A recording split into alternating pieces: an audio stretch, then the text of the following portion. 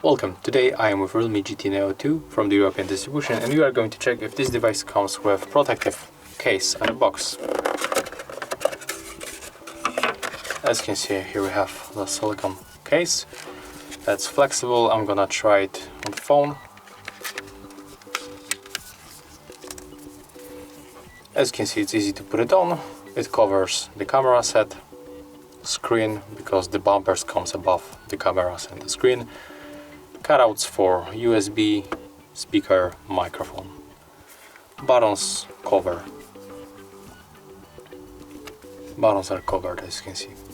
If you find this video helpful, remember to leave a like, comment and subscribe.